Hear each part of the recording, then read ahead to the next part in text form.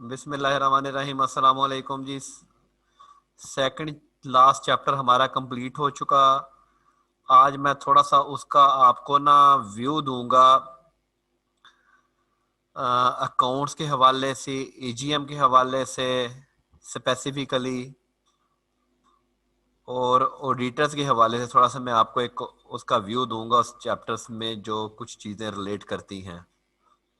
कल आपका टेस्ट है 4 से 5 बजे, वो अपलोड हो जाएगा और मंडे से आप इंशाल्लाह फिजिकल आना शुरू हो जाएंगे और फिर आपकी जो है वो फिजिकल क्लास, आखिरी चैप्टर जो है वो फिजिकल क्लास में कंप्लीट होगा इंशाल्लाह ताला, बशर्ते जिंदगी जी।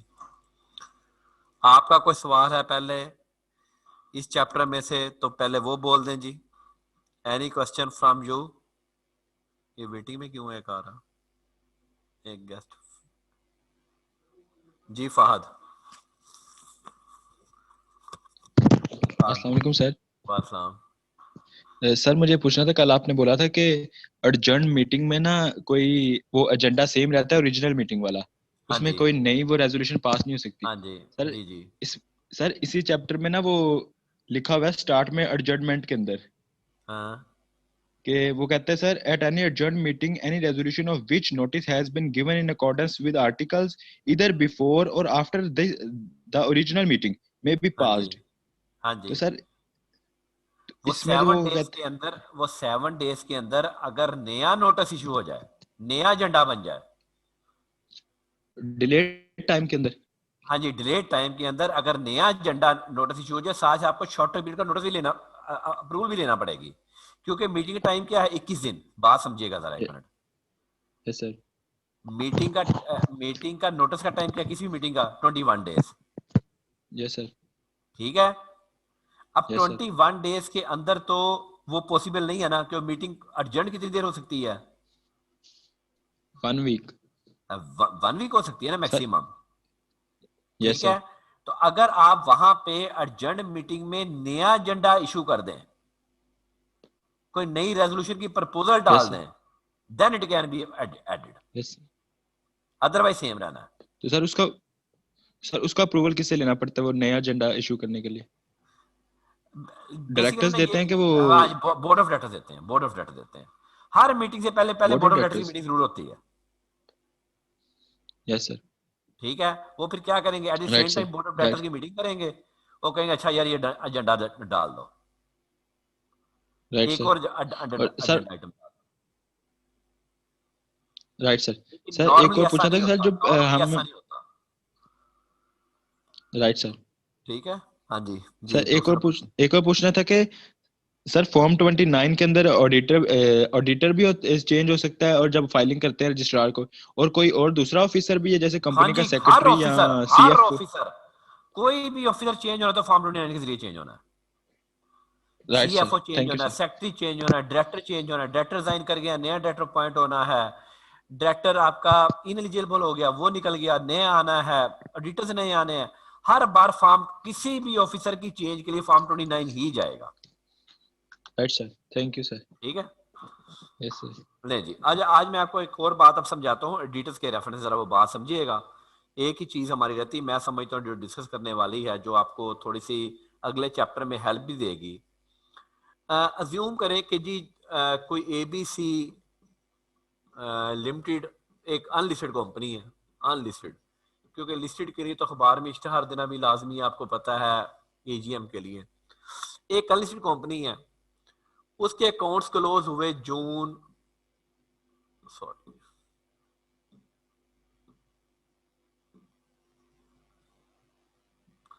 उसके पहले अकाउंट्स क्लोज हुए जून 30 2019 के अकाउंट्स क्लोज हो गए उसके। Financial statements closure. ठीक है जी। अब फाइनेंशियल स्टेटमेंट्स जो क्लोज हुआ, तो इसकी जो एजीएम है, मैं अगला साल रख के इसको डिस्कस करूंगा। इसकी जो एजीएम है वो हो रही है से अक्टूबर, लास्ट डे हो रही है जो हमारी अप्रूवल है, अक्टूबर 28 2019 को एजीएम हेल्ड हो रही है, within 120 days of the date of the जो है। इसमें आपकी फाइनेंशियल स्टेटमेंट्स भी अप्रूव्ड हो गई। आपकी फाइनेंशियल स्टेटमेंट्स भी अप्रूव्ड हो गई, आपने माइट बी को फाइनल डिविडेंड भी देना था, वो भी अप्रूव्ड हो गया,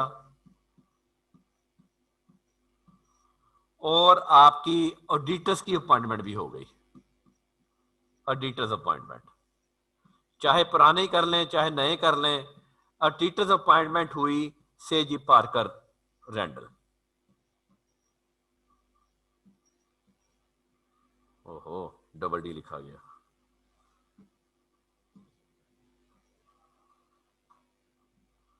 Parker Randall AJS chartered accountants, ये इस एजीएम के नतीजे में अपॉइंट किया गया, इस एजीएम के नतीजे में अपॉइंट किया गया।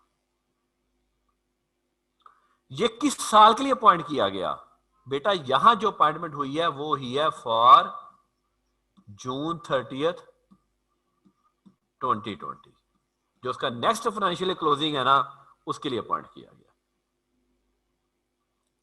अब आगे तरतीब ऐसे चलती है, auditors shall hold their office for 1 year from AGM to AGM, from AGM to AGM.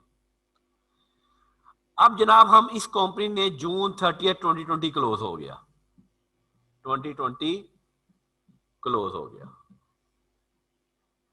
Closing हो गई। एक तो यहां पे ऑडिटर ने जून 30 को आके स्टॉक टेक करना है। ऑडिटर बकायदा लेटर लिखेगा कि जनाब आपका जो फिजिकल स्टॉक टेक है वो हमने लेना है, फिजिकल स्टॉक टेक। मसलन कोई स्पिनिंग मिल है, स्पिनिंग मिल में उसे उसका पास यार्न कितना पड़ा है, उसके पास इन प्रोसेस कितना है, उसके पास धागा कितना पड़ा है, उसके पास स्टोरेज स्पेस कितने पड़े हैं, उसके पास कैश इन हैंड कितना है, फिजिकल कैश इन हैंड भी गिना जाता है, कट ऑफ प्रोसीजर लगाए जाते हैं, cut off procedures, last voucher, last जेवी वोचर, लास्ट बैंक वोचर, सारा कट ऑफ वोचर जून को ऑडिटर टीम जाती है बकायदा जी, वो टीम इसको कट ऑफ प्रोसीजर लगाती है। वो टीम वापस आ जाती है और अपने पास वो फाइल होल्ड कर लेती है जिसमें उसकी पूरी स्टॉक की फिजिकल वेरिफिकेशन है।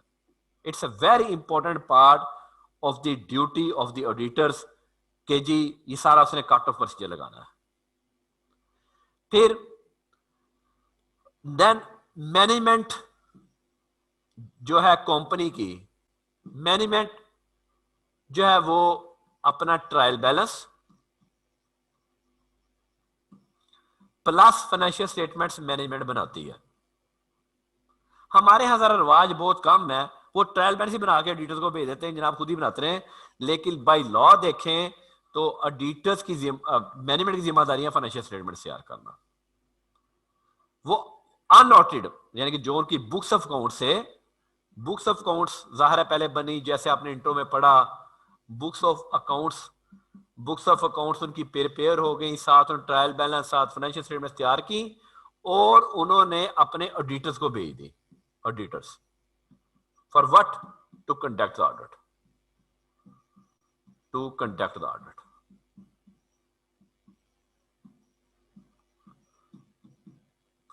बकायदा इनिशियल मीटिंग होती है, इनिशियल मीटिंग के बाद ऑडिटर्स जो है वो जाहिर है कोई मैनेजर नहीं जाता, मैनेजर जाएगा मैक्सिमम फर्स्ट मीटिंग करके वापस आ जाएगा। जो आप आर्टिकल लड़के हो वहां जाते हो, वो देखते हैं वो कौन डिसाइड करता है, वो पार्टनर डिसाइड करता है या सीनियर मैनेजर डिसाइड करता है कि कौन से ऑडिट पे किसने जाना है। वो कैपेसिटी देखी जाती है, बच्चे की कैपेसिटी भी देखी जाती है कि भाईजान ये ना हो कि यहाँ से वो शाहजेब जाके ज्वाइन करे, दूसरे दिन उसको चल भाई लिस्टेड कंपनी के ऑर्डर पे, ऐसा नहीं होता। तो वहां पे सीनियर ऑडिटर, आपका एक मिडिल मैन भी तैयार होता है, आपका जूनियर भी तैयार होता है। सीनियर हमेशा बड़े ऑर्डर में भेजा जाता है, मीडियम छोटे ऑर्डर में सीनियर बना के भेज दिया जाता है, और जूनियर जूनियर ही होता है। ठीक है जी। अब वो उसमें अब्जॉर्व करने की होती है, अच्छा दे वो ऑर्डर पूरा अपना कंडक्ट करते हैं। Order conduct, they go to client office, client office यहां ऑडिटर्स के लिए बड़ा बाज़ होता है कि पता नहीं रोटी वाला क्लाइंट ऑफिस हैगा या नहीं हैगा जी। ये आर्टिकल लड़कों को एक बड़ा अट्रैक्शन होती है कि जी वहां रोटी मिलेगी नहीं मिलेगी, वो ट्रेवलिंग अलाउंस देंगे नहीं देंगे। ये आप जब आर्टिकल में आएंगे तो ये बातें आपको भी सुनने को मिलेंगी। क्लाइंट ऑफिस जाते हैं, वो अपना ऑडिट कंडक्ट करते हैं, और जाहिर है जनाब उसमें क्वेरीज होती हैं, रिक्वायरमेंट्स होती हैं, बैंक कंफर्मेशन होता है, डेटर्स कंफर्मेशन होती हैं, क्रेडिटर्स कंफर्मेशन होती है, कंफर्मेशन जिसको बोलते हैं थर्ड पार्टी का, कि क्लाइंट ने कहा जी बैंक में मेरे 10 मिलियन पड़ा है, आप बैंक को डेट लेटर लिखते हैं जी, वाकई जी वो जी एबीसी लिमिटेड का 10 मिलियन आपके पास पड़ा है, वो कहते हैं जी हमने 50 मिलियन लोन लिया हुआ है, आप बैंक को लेटर लिखते हैं क्या वाकई 50 मिलियन लोन लिया हुआ है, फिर आपके बकायदा वो सिक्योरिटीज देखी जाती है कि उस लोन के अगेंस्ट सिक्योरिटीज क्या थी, कौन सी चीज मोड़ गई थी, बल पूरी ऑडिट फाइल प्रिपेयर की जाती है, फुल ऑडिट फाइल प्रिपेयर। और जब क्लाइंट टीम वहां से आती है तो माइट भी एक रिक्वायरमेंट लेटर भी इशू किया जाता है ज़ाहिर कि जनाब आपकी ये चीजें हमें चाहिए। देन वो टीम वापस इधर ऑफिस आ गई जी, कहां आ गए जी, पार्कर एंडल आ गए जी। अब क्लाइंट ने रिस्पॉन्ड करना इस रिक्वायरमेंट लेटर के लिए कि जनाब ये आपकी चीजें रह गई, ये देने आ रहे हैं, वो रिक्वायरमेंट्स अपनी पूरी करते हैं, एडजस्टिंग एंट्रीज डलती हैं, क्योंकि हमारे यहाँ स्टाफ इतना कॉम्पिटेंट नहीं होता कि वो इतने डिस्क्लोजर्स, वो स्टैंडर्ड के डिस्क्लोजर्स, डेफर टैक्सेशन, वो इतनी कैलकुलेशन, वो जो बड़ी मल्टीनेशनल कंपनी है वहां वो करके देते हैं, लेकिन जो मीडियम साइज कंपनी है वहां तो उनको वो तो कहते हैं भाईजान ऑडिटर ही करेगा, ऑडिटर ही लिखेगा जो करना है। बहरहाल वो वापस आते हैं, then review by the manager, review by the manager, फिर उसके कुछ पॉइंट्स निकलते हैं, वो क्लाइंट के साथ रिकंसाइल करते हैं, then review by the partner, which partner, बेटा एंगेजमेंट पार्टनर। एंगेजमेंट पार्टनर एक ही होता है, ये नहीं कि मैं भी रिव्यू कर रहा हूं, जुनेद साहब भी रिव्यू कर रहे हैं, निशान साहब भी रिव्यू कर रहे हैं, नहीं, जिसने उस ऑडिटर्स रिपोर्ट को साइन करना उसी उसी रिव्यू करना है, ठीक है जी। और अगर ऑडिटर्स रिपोर्ट में कोई प्रॉब्लम आ गई कल को कि जी को वो हम बाद में खैर बात करते हैं, तो वो जुनेद साहब जिम्मेदार होंगे, पार्कर एंडल जिम्मेदार नहीं होगी, हर बंदा अपनी इंडिविजुअल कैपेसिटी में जिम्मेदार है। प्रैक्टिस पार्कर एंडल को नहीं मिला हुआ, प्रैक्टिस मेरा अपना है, जुनेद साहब का अपना है, जिशान साहब का अपना है, कराची वालों का अपना है, लाहौर वालों का अपना है, हर बंदा अपने किए का खुद जिम्मेदार है। फिर उसके पॉइंट एंगेजमेंट पार्टनर के पॉइंट्स निकलते हैं, देन फिर एक अनऑडिटेड जो फाइनल शेप होती है, अनऑडिटेड नहीं अब रही ऑडिटेड ड्राफ्ट फाइनेंशियल स्टेटमेंट्स, अभी फाइनल नहीं है, ऑडिटेड ड्राफ्ट फाइनेंशियल स्टेटमेंट, अभी एडिटर्स रिपोर्ट नहीं इसके ऊपर देते। फिर बात का ऐसा होता है कि जी मैनेजमेंट में और ऑडिटर्स में कोई ना कोई कन्फ्लिक्ट आ जाता है, ठीक है जी, कि जी डिस्क्लोजर पे आ जाता है कि जनाब ये डिस्क्लोजर हमने ऐसे ही दिखाना है, ऑडिटर कहता है नहीं जनाब ये तो स्टैंडर्ड तो ऐसा कर रहे हैं, ठीक है जी, क्लाइंट कहता है नहीं जी वो ऐसे ही दिखाना है, तो वहां पे बाज़ ऑडिटर जो होता है फिर रिपोर्ट इशू करते हुए वो कहता है अच्छा जनाब मैं क्वालिफाइड रिपोर्ट इशू करूंगा, क्वालिफाइड रिपोर्ट, रिपोर्ट 3-4 किस्म की है जनाब, मैं सिर्फ 2 ही डिस्कस कर रहा हूं, एक होता है रिपोर्ट क्वालिफाइड, एक होता है अनक्वालिफाइड। अनक्वालिफाइड रिपोर्ट होता है कि मैनेजमेंट और ऑडिटर का कोई मैच नहीं है, everything is correct. Qualified report होता है सब चीज ठीक है सिवाय एक बात के, जैसे छोटा सा किसी चीज में दाग लग जाना, वहां ऑडिटर अपने सर पे कोई तलवार नहीं लेता, वहां क्लाइंट ऐसा नहीं कह सकता कि यार मेरे को 5 लाख फीस और ले लेना है ना लिखो, nobody can take risk, क्यों, यहां आपका लाइसेंस का रोल है, आप पैसों के लिए अपना लाइसेंस सेक्रीफाइस नहीं कर सकते। बाज दफा आपके ऊपर स्कोप लिमिटेशन अप्लाई हो जाती है, स्कोप लिमिटेशन वहां ऑडिटर्स रिपोर्ट और ज्यादा सख्त हो जाती है कि ऑडिटर वो कहते हैं हमने आपको स्टॉक टेक ही नहीं करवाना जी, तो वहां वो बंदा कहता है यार मैंने फिजिकल स्टॉक टेक करना था, मैंने उसको अपना फाइनेंशियल के साथ टैली करना था। अच्छा वो जी जनाब अनक्वालिफाइड ड्राफ्ट फाइनेंशियल स्टेटमेंट्स जो ऑलमोस्ट ऑडिटेड होती हैं, ड्राफ्ट साइन ऑफ नहीं हुए, अच्छा रिपोर्ट अनक्वालिफाइड भी हो सकती है, क्वालिफाइड भी हो सकती है, अच्छा ये भी साथ ड्राफ्ट रिपोर्ट लिखी जाती, ड्राफ्ट भेजी जाती, ड्राफ्ट फाइनल नहीं, अपने लेटर के ऊपर नहीं, ड्राफ्ट रिपोर्ट, ये पूरा सेट जो है ये जनाब भेज दिया जाता है बोर्ड ऑफ डायरेक्टर्स को, ये भेज दिया जाता। 5 मिनट है यार जरा आजाने हो रही हैं, टाइम हुआ है जी 5:25। तो 10 मिनट बाद मैं दोबारा इन होता हूँ जी, जरा अजान हो रही है।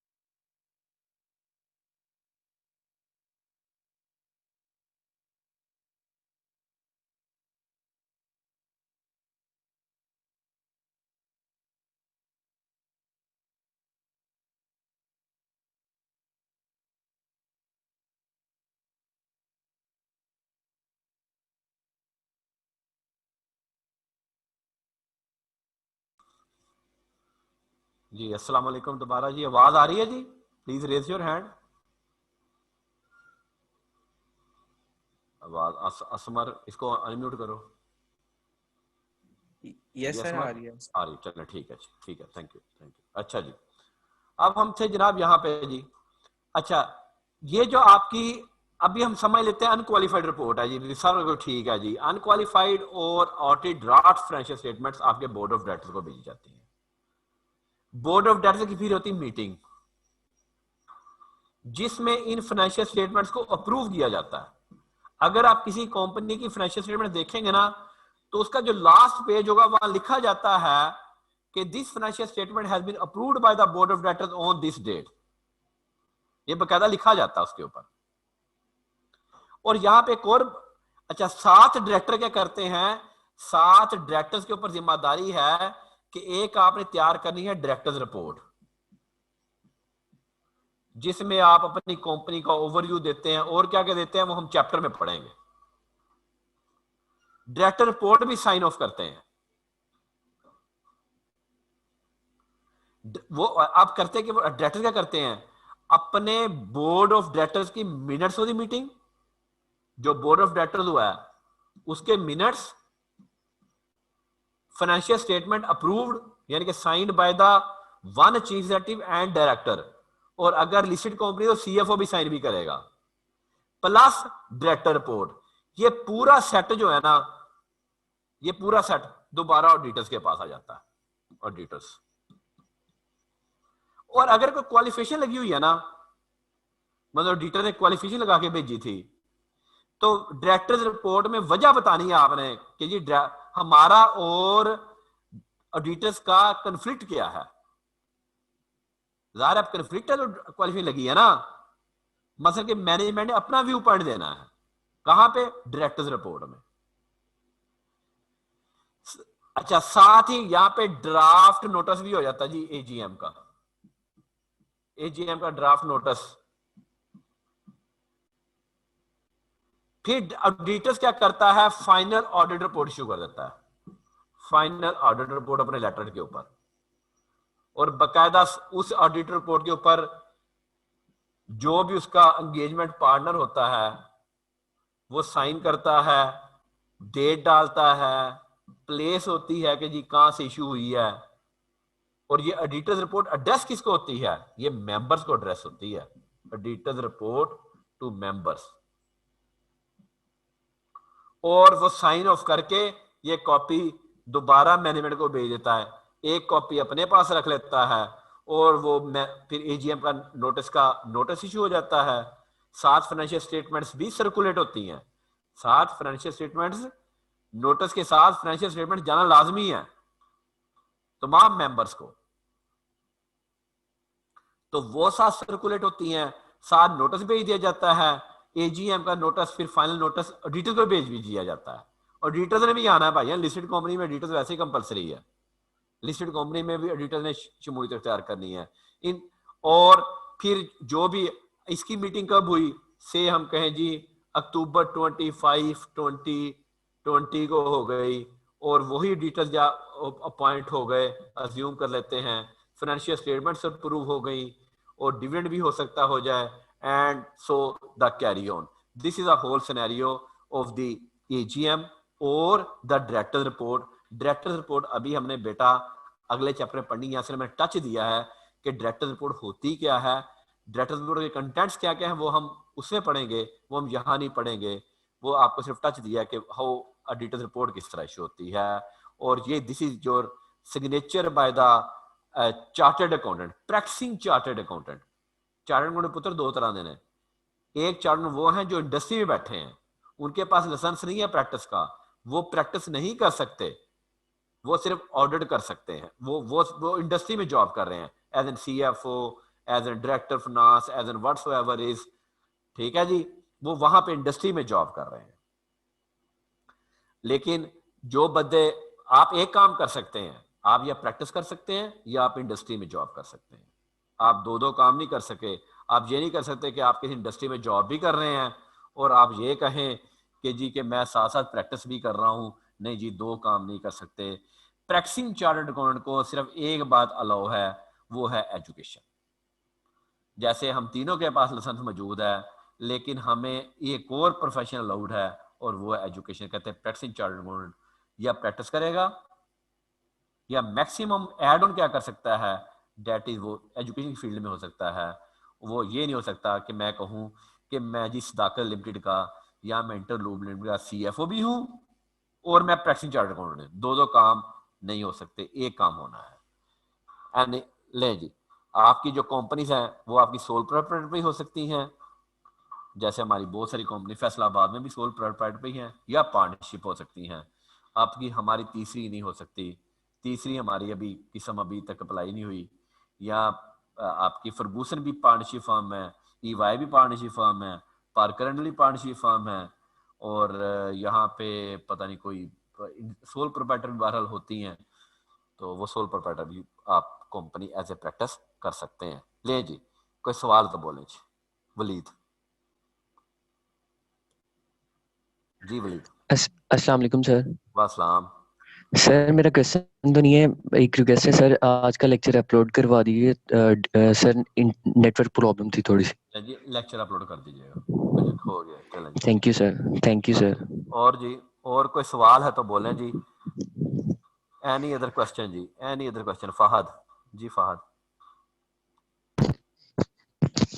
सर मुझे ये पूछना था कि चार्टर्ड अकाउंटेंट फर्म्स ऑडिट के लिए प्रपोजल भेजती हैं उसको, कंपनीज को, जब उन्होंने हाँ जी, एनुअली अपना ऑडिटर चेंज करना चाहे। हाँ जी, अगर वो मांगेंगे तो आप प्रपोजल भेज सकते हैं। और ठीक बस, है, राइट सर। आप खुद नहीं आप के बोर्ड ऑफ डायरेक्टर में चाहें, ये नहीं है कि आप अपने आप को एडवर्टीजमेंट नहीं हम कर सकते। राइट हम सर। तो भाईजान बड़ा बोर्ड नहीं लगा सकते। हाँ, हम राइट प्रपोजल सर। भेजते हैं जब पब्लिक में गवर्नमेंट गवर्नमेंट की आती है ना, ऑडिट की प्रपोजल आती हैं, तो वहां हम अप्लाई यस सर। करते हैं, वहां हम अप्लाई करते हैं, वहां वहां प्रपोजल भेज सकते हैं, क्यों नहीं भेज सकते। Right sir. लेकिन एक सर प्राइवेट जो कंपनी जी, सर जो इंडस्ट्रीज में चार्टर्ड अकाउंटेंट हैं वो पढ़ा नहीं सकते? वो पढ़ा सकते हैं, वो भी पढ़ा सकते वो हैं? ही पढ़ा सकते हैं, वो ही पढ़ा सकते हैं, पढ़ाने पे किसी को बार राइट नहीं है। सर। ठीक है। Right sir. हाँ जी। Yes sir. Any other question जी? एक और बात बड़ी इंपॉर्टेंट करता चलूं कि हमने जो ऑडिटर्स अगर चेंज करने हो, तो पिछले ऑडिटर की जब तक आप फीस नहीं देंगे, अगला ऑडिटर ऑडिट नहीं कर सकता। ये नहीं है कि जिन्होंने पार्कर एंड को पॉइंट किया, मैंने ऑर्डर कर दिया, मेरी फीस दी नहीं, अब वो चले गए से क्यूम रजा कंपनी के पास, अब क्यूम रजा की फीस हमारी, वो चले गए जाहिर के पास। नहीं, क्यूम रजा उस वक्त तक ऑर्डर नहीं कर सकता जब तक मैं NOC नहीं दे देता, NOC, नो ऑब्जेक्शन सर्टिफिकेट। और इनसे मैं क्यों रोकूंगा भाई, मेरी फीस के लिए, तो फिर तो मैं नहीं रोक सकता ना। ठीक है, मैंने ऑर्डर किया, हर बंदे हर कंपनी का अपने पास जो है वो विल है, वो ऑडिटर चेंज कर सकती है, लीगली तरीके से कर सकती है, AGM में चेंज कर सकती है, तो हर एक को राइट है। लेकिन ये नहीं है कि आप फीस मार के तो आप ऑर्डर कर दें। दूसरा, मेरे पास कयूम रजा ऑडिटर था, वो पार्कर के पास आ गए, कयूम ला 5 लाख फीस लेता था, मैं उसको ये नहीं कह सकता भाई मैं तेरा काम 3 लाख में कर दूंगा, नहीं, मैं मिनिमम फीस को 5 लाख कोड करूंगा, या 5 लाख से ज्यादा कोड करूंगा। ये हमारी एथिक्स है, वरना तो यहां मंडी लग जाए, आ जाओ जी, आ जाओ, 20,000 ऑर्डर करा लो, 15,000 ऑर्डर करा लो। ठीक है, हम एडवर्टीजमेंट भी नहीं कर सकते कि आप कहें जी आप जी फेसबुक पे एडवर्टीजमेंट करें जी, ऑर्डर करा लो, नो नो, हम एडवर्टीजमेंट भी नहीं कर सकते। हमारे पास वॉकिंग कस्टमर नहीं आता, हम कौन सा कोई सब्जी बेच रहे हैं, हमारे पास रेफरल बेस आता है कि अच्छा यार ये अच्छा लोग काम करते हैं, टैक्स कंसल्टेंट अच्छे हैं। जैसे हम लोग कहते हैं हम क्या क्लेम करते हैं, हम कहते हैं वन रूफ के अंदर आपको सारी अवेलेबल है, company incorporation, audit, internal audit, book keeping, your banking data, banking restructuring, all to be under one roof. हम ये क्लेम करते हैं फैसलाबाद में, और फैसलाबाद में अंडर वन रूफ इतनी सर्विस किसी ऑडिटर के पास नहीं है। बाकी रिस्क रिसीव का होता है जी। अहमद हसन जी, जी अहमद हसन। जी सर, कल आपने बताया था कि हम जो हैं वो अगर हमने अपॉइंट कर लिया है डायरेक्टर ऑडिटर सॉरी, तो सर हाँ हम जी, वो साल के दरमियान में भी चेंज कर सकते हैं। हाँ कर सकते हैं, कर सकते हैं, सर लेकिन वो उसके लिए प्रोसीजर भी अब आपके हिस्सा नहीं है ना बेटा। हाँ ठीक है, तो लेकिन उसके लिए भी हमें एनओसी लेना ही पड़ेगी ना एनओसी फिर एनओसी प्रीवियस। लेनी पड़ेगी, एनओसी लेनी पड़ेगी। एनओसी देनी पड़ेगी, जाहिर बात है। हाँ जी, एनओसी लेनी पड़ेगी। ठीक है, थैंक यू। ठीक है जी। वैसे भी हम बहुत बहुत कम ऑडिटर्स होते हैं जो लड़ते हैं किसी बात पे, वरना वो बाज़ औक़ात अक्सर चार्टर्ड अकाउंटेंट्स जो कि शहर में होते हैं, जानते होते हैं, वो कहते हैं अच्छा यार तुम मुझसे काम करवाना चाहते हो, ठीक है यार ले जाओ, कोई मसला नहीं है, इसमें कौन सी बात है, 2 लाख 3 लाख फीस की बात है, खैर है, क्या फ़र्क पड़ता है, क्लाइंट जाते आते रहते हैं, क्लाइंट नए बनते रहते हैं। फ़हद जी, फ़हद सर आप लोग एडवर्टाइजमेंट तो कर नहीं सकते, तो फिर वो कंपनीज ऑडिटर चेंज क्यों करती हैं? जी, वो कंपनीज बेटा वो तो एडवर्टीजमेंट, वो रेफरल बेस होता है ना, हमारा क्लाइंट बेस होता है ना। वो ऑडिटर चेंज करती हैं, ऑडिटर की वो वैसे एक प्रोफेशनल शहर कैरियर देख। हाँ जी, प्रोफेशनल कह रहे थे, एक नाम होता है ना शहर में, एक नाम क्रिएट हो जाता है ना बेटा, राइट सर। कि अच्छा यार चंगी एडवाइजरी दिंदे ने। ऑडिटर एडवाइजरी भी देता है? ज़ाहिर है, हम क्यों नहीं एडवाइजरी, मैं टैक्स मैं मतलब कि मैं ऑडिट रिपोर्ट साइन बहुत कम करता हूँ, मैं टैक्स कंसल्टेंट हूँ। Right sir. ठीक है ना। Right sir. आगे भी आपको चूज करना पड़ता है। अब देखो ना, जब मैं चार्टर्ड बनता हूँ, क्या मैंने ऑडिट स्टैंडर्ड पढ़े, क्या मैंने ऑडिट स्टैंडर्ड पढ़े, क्या मैंने टैक्स पढ़ के पास किया। लेकिन आज मुझे कहेंगे कि मैं ऑडिट स्टैंडर्ड पढ़ी है, अकाउंटिंग स्टैंडर्ड पढ़ूँ, मैं टैक्स भी पढ़ूँ, और मैं तो पागल हो जाऊंगा। Yes sir. ठीक है, मैंने अपने आगे फील्ड चूज करी कि मैं यार टैक्स में एडवाइजरी में आऊंगा, निशान साहब बैंकिंग में राइट आएंगे, सर। जुनेद साहब टैक्स में नहीं है, वो ऑडिट कर रहे हैं। हम कहते हैं ठीक है यार अपना अपना काम राइट करो, सर। बजाय ये कि मैं मैं कल्ला बंदा 3 किताबें पढ़ा, एक किताब पढ़ के ज्यादा बेनिफिट दूंगा, बोलो बोलो ना। एक में ज्यादा एफिशिएंसी से काम एक में करेंगे। ज्यादा एफिशिएंसी आएगी ना, ये बात होती है। Thank you sir. ठीक है, लो ले जी, स्टे ब्लेस्ड जी, thank you very much from today, and this is अल्हम्दुलिल्लाह पूरी उम्मीद बशर्ते जिंदगी last lecture on the online, हमारे भी कान दुखने लग पड़े, आपके भी जो है वो बिस्तर थक गया होगा मेरा ख्याल, आपके बैठ बैठ के आपके बिस्तर भी कह रहा होगा जा दफा हो, निकलो यहाँ से। ठीक है, लेकिन आपने नहीं निकलना। खैर अगले आखिरी चैप्टर में फिजिकल पढ़ेंगे, कल आपका टेस्ट है 4 बजे। स्टे ब्लेस्ड, अल्लाह हाफिज, अल्लाह आपका हामी नासिर हो। अस्सलाम वालेकुम, खुदा हाफिज।